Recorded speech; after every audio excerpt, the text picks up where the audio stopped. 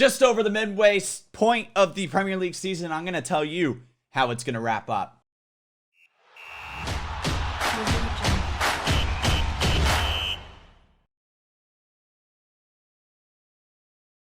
Welcome back to The Real Football. My name is Gavin Titherington. Thank you so much for joining us on this Friday evening.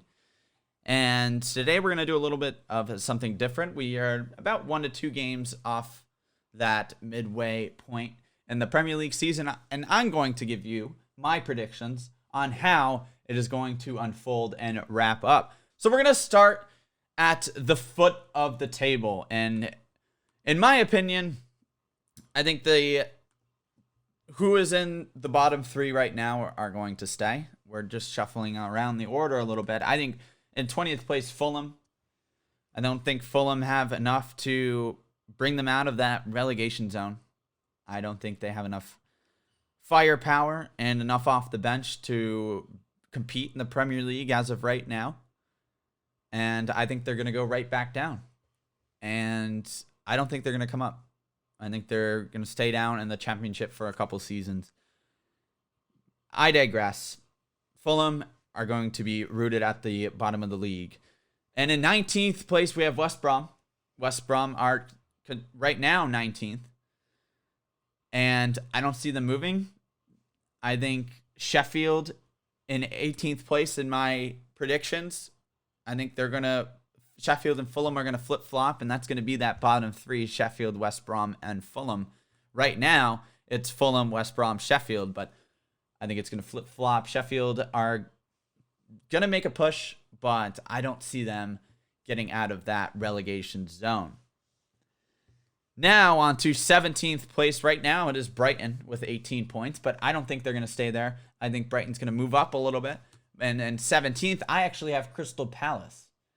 Now I think Crystal Palace are in for a rough second half to the season. For me, they don't produce enough goals. They're all right defensively, but their output is just not good enough. And I think it's going to be a down year for Crystal Palace. But I do think they're going to be safe by a few points. So 17th place is where I will put them. And in 16th place, we have Brighton and Hove Albion. Right now, Brighton are sitting in 17th place with 18 points. But I think they're going to get one place better and hit 16th in the league. Right now in 16th place is a team I have in 15th place in my predictions, and that's Newcastle United. They've lost the last 5 games, and they're in a struggle, but I think they have enough firepower, and I think they have enough depth to bring them to 15th place. It's been a rough season for Mike Ashley's club, but it's just going to be another Newcastle bottom half of the table finish this season for me. And in 14th, another team that's taken a bit of a dip this season, Wolverhampton Wanderers are going to finish 14th for me. It's been an unfortunate campaign for Wolves. I think the injury to Raul Jimenez completely stripped them of their confidence, and I feel as though they've lost a lot of identity and a lot of goal-scoring threat. And I don't think they have enough right now to bring them past that into the top 10 finish that they've had for the last couple seasons. They finished in the top 10. This season is going to be different. I think they're going to have a down year, but I think they're going to bring it back in the following season. But I have them at 14th at the end of the season. And in 13th, I have Leeds United. Leeds coming up to the Premier League for the first time in 20-odd years. And 13th is a solid campaign for Marcel Bielsa's side. They have a lot of positives to take from this season. They do need to strengthen defensively, but a great first campaign in the Premier League back for Leeds. And in 12th, I have Burnley. Now, Burnley right now are sitting 15th, but I think Sean Dyche's men can rally together and grind out those tough 1-0 victories, just like they did at Anfield. If they can do it at Anfield, they can do it against anybody. They're going to get up to 12th place from 15th that they're sitting right now. And we're going to see Burnley start to be that dark horse when the top 6 sides have to go and play Burnley. It's not going to be easy from here on out. Burnley, 12th place, and that's about it for them. Southampton, I find them in 11th place at the end of the season. They have a great core with James Ward-Prowse, Danny Ings, Shea Adams, and company, but it's gonna be a tough campaign from them heading into the second half of it. They have a tough schedule. They did beat Liverpool, which is not an easy feat. Well, this season it seems like it's getting a little easier, but can't take anything away from Southampton. A solid 11th place in the Premier League this season is where I see them finishing. Now into the top 10. Aston Villa is who I believe will round out that 10th spot. A great campaign for the Villains and their supporters. Jack Grealish will lead his team to the top 10 in the Premier League after barely scraping by in the Prem last season, finishing 17th. Right now, Aston Villa are sitting in 10th with 29 points. I don't see them moving. So I think that would be a very solid campaign for Aston Villa, taking a lot of positives away. And in 9th place is West Ham, who are sitting 5th right now. But I think they're going to start skidding out a little bit. They have a great squad. They have a great core, but off the bench, I think they're going to struggle down the home stretch of the league. I think they're going to have a few problems with injuries. David Moyes' side has been really promising this season, but I think it's inevitable that they move from 5th down to 9th place. But this is the Premier League, so we're going to have to see what happens. And in 8th, I have Arsenal. Now, Arsenal are on a great run of form right now.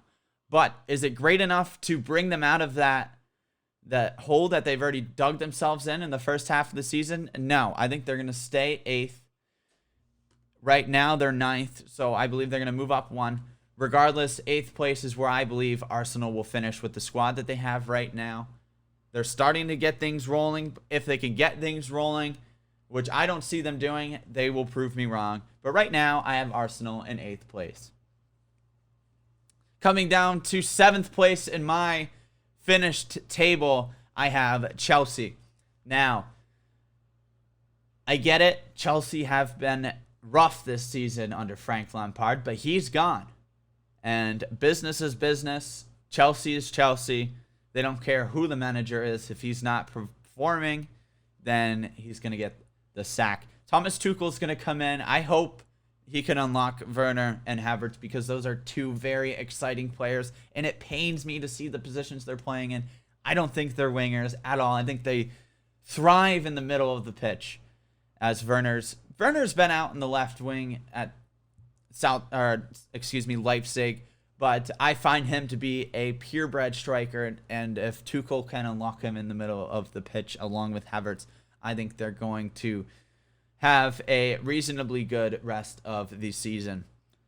And in 6th place, that Europa League spot potentially is Leicester City. Right now, Leicester are sitting 3rd, but as last campaign proved, they seem to peter out at the end of the campaign. Leicester in 6th place, I feel as though that's a strong position, and I think that's where they will finish towards the end of the season. And in 5th, we have Everton. Everton, obviously, are run by Ancelotti, a serial winner, and I think that they have a good enough squad and a good enough core to bring them to that 5th spot, that Europa League spot. Now, the top 4 is where it gets really interesting. So right now, we have 4 teams left. Okay, 4. We have United, we have Spurs, we have Liverpool, and we have City. And in 4th place, I think Jose Mourinho has enough to bring Spurs to that Champions League spot that he is vying for this season. Now, it all depends on how they perform. They're obviously in the League Cup final against City. If they win that, that'll bring a lot of confidence to Mourinho, finally getting the trophy that Spurs have been desiring for the last decade and so on and so forth. It's a small trophy, but a big one for Spurs if they can beat City in the League Cup. In terms of the league, I do think they're going to finish in that 4th spot. Let me tell you why. The manager that they have is no doubt one of the best managers in the world. And the squad that he has, some players are starting to get used to it. Son and Kane up top is awesome. I think it's one of the most, if not the most deadly partnerships in the league right now. And I think with Kane and Son and the emergence of Reguilon and Aurier's playing okay, Spurs is just it is a tough one. But I do think they have enough on the pitch, in the locker room, to bring them up to that 4th spot. If Bale can get going, then for sure that front 3 is going to be deadly. But we'll have to see. You know, Bale's a wild card, in my opinion. I think he's lost it. I think he's checked out of football for his career. He's done enough. But Spurs 4th place, that's where I have them. In 3rd, we have Manchester United. Now, I think they've been on a really good run of form, but that loss to Sheffield United's 2nd win in the Prem at Old Trafford. They have a negative goal difference at Old Trafford, and those are not title-winning numbers. I think that United right now is hiding behind a facade. I did say a few months ago that they're on the tip of a needle, and it all depends on which way they're going to fall. And initially, it did look like they were going to fall in the positive direction, but there's just way too many mistakes that they make that they don't have enough to win the league. There's only 2 teams right now that do. Kind of. Injuries are a different question.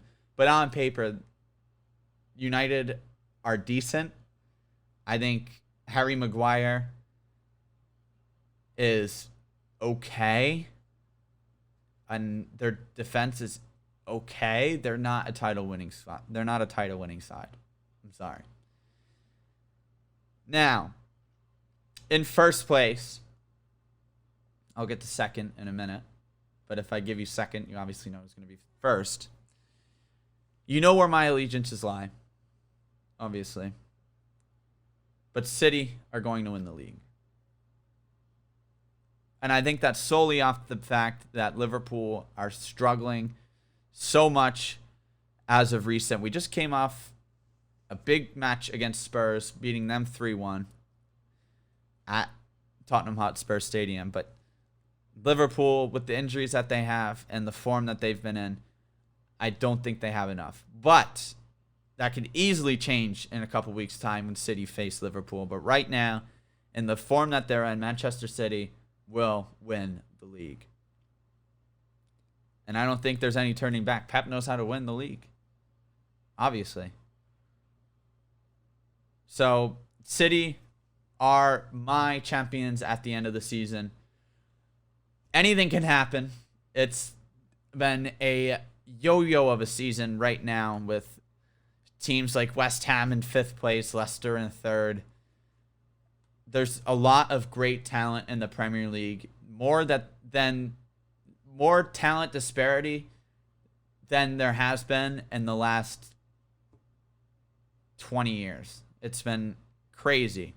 And teams are getting more consistent too. Like Leicester, like Wolves, although I believe Wolves are having a down season. Injuries are a tough thing to have in any squad. But these teams are starting to develop, and I don't think that that conventional top 6 is going to last very longer. We could see a top 8. We could see a top 10. We'll have to see. Right now, if there's a top 8, it's the top 8 I've listed. City, Liverpool, United, Spurs, Everton, Leicester, Chelsea, Arsenal. So, right now, it's going to be as of right now, only 12 points separate 10th and 1st. That's only 4 games. So there could be a lot of changes happening in the next few months. But I will be here to bring them all to you on The Real Football. So that's my half prediction for how I think the season is going to wrap up. And it is going to be a fight for a lot of these teams. It's going to be wacky, in my opinion, this next half of the season. And I am super excited. Now, let's bring it on to Chant of the Week. This week, this is one of the most iconic chants of all time in football. 2 brothers, one team, and the rest is history. If you know it, sing it along. If you don't, it's very easy to learn. Let's see what kind of chants Yaya and Kolo have in store for us today.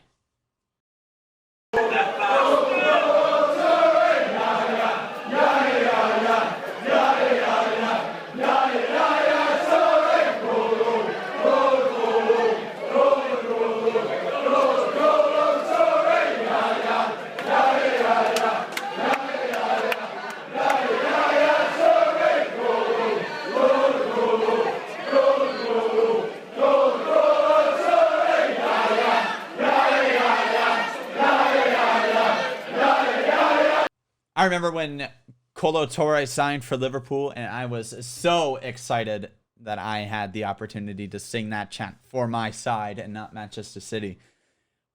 Great chant, and a lot of people know it, and I completely forgot about it. So I found it today, and I was like, yes, this is it. This is the chant of the week.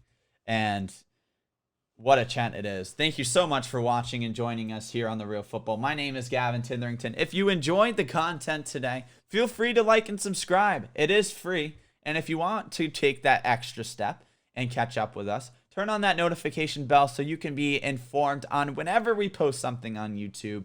Thank you again. My name is Gavin Titherington. This was The Real Football. We'll see you next week. Peace.